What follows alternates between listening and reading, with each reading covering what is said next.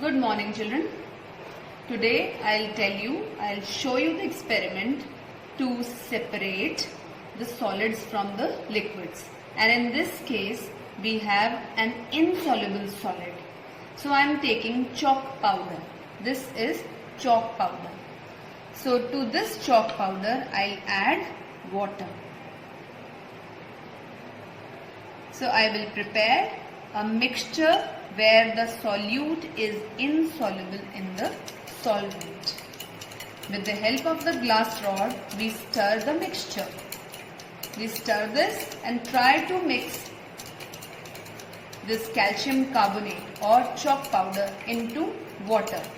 But we will not be able to dissolve this because the chalk powder is insoluble in water. So we allow this to settle down for a while. And this process is known as sedimentation. When the solid is insoluble in the liquid, it settles down at the bottom. So it takes some time to settle down and forms a layer at the bottom. This layer of the solid is known as sediments. And the liquid, the partially clear liquid lying above the sediments is known as supernatant liquid. So you can see that the water above the sediments is clear, almost clear, not very clear, but it is almost clear, and the sediments are there at the bottom. So this is known as sedimentation. Now slowly I will pour this supernatant liquid into another beaker. It already has some water. So in this beaker, I'll pour the supernatant liquid slowly, and we will not disturb the sediments. The sediments at the bottom are not disturbed. Pour the liquid into another beaker. This is known as decantation process. So first we had sedimentation and now we have decantation. But you can see that the liquid is not absolutely clear.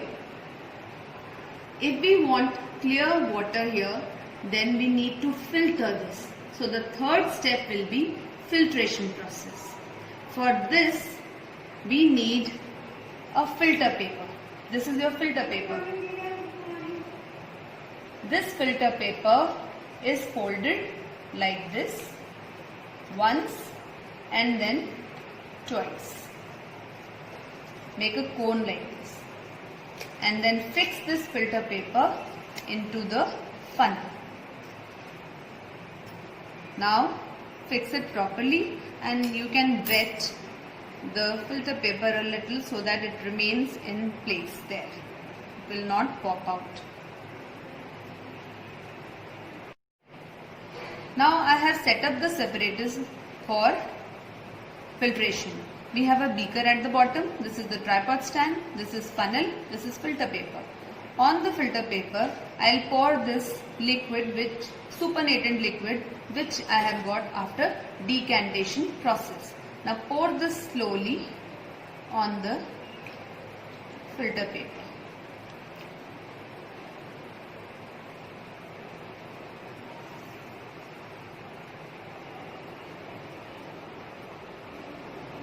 Now we will leave it for some time so that the complete water is filtered out and it is collected in the beaker. And the insoluble solid particles, they settle on the filter paper. So our filtration process is almost complete now. I'll show you. This is my funnel and this is your filter paper. Now in the filter paper, you can see white deposits. This is your chalk powder. And whatever remains or insoluble particles that remain on the filter paper, they are referred to as residue. So this is the new term for you. This is residue. The insoluble particles separated from the liquid, they are known as residue. And now look at this. The liquid that passes through the filter paper is known as filtrate. This is filtrate. This is absolutely clear liquid. Now compare the two. This is your supernatant liquid and this is your filtrate. This was obtained after sedimentation and decantation, and this is after filtration. So filtration is the technique to separate the solid particles from the liquid in which it was dissolved. So this is your filtration process. So you know about sedimentation, decantation, sediments, supernatant liquid, then residue, and then filtrate. So this is how we do the filtration process. Thank you, children.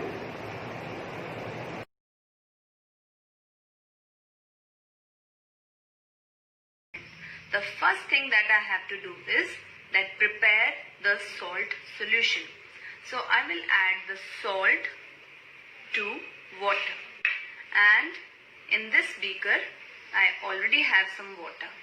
So to this water I have added salt and stir with the help of the glass rod. I don't have the glass rod, so I am using this stick to stir and dissolve salt into it. Now children, what is a solution? A solution is prepared by adding solute to the solvent. So here in this case, salt was the solute, water was the solvent. When the solute completely dissolves in the solvent, we call it as solution. And in a solution, the solute particles are not visible. They should completely dissolve in the solvent. So when your solution is absolutely ready, then you transfer this into the evaporating dish. Here I have this as my evaporating dish. You know that this is not the chemistry lab, so I am not having the actual china dish or evaporating dish, so I am using this kind of dish to evaporate. Now we need to set the apparatus for heating. So I need a burner for this, the wire gauze. On the wire gauze we keep the evaporating dish. And now I will start the burner. So we'll start heating this. So the salt has completely dissolved into it, and after some time it will start boiling. While boiling, the water evaporates and the salt remains behind.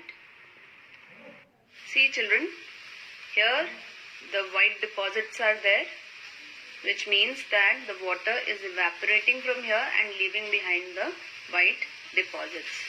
So in a while, the whole water will evaporate and you will see the deposits here at the base of the evaporating dish. See children, the water has evaporated and the salt deposits are here in the evaporating dish. So this is how salt is separated from its solution. Thank you children.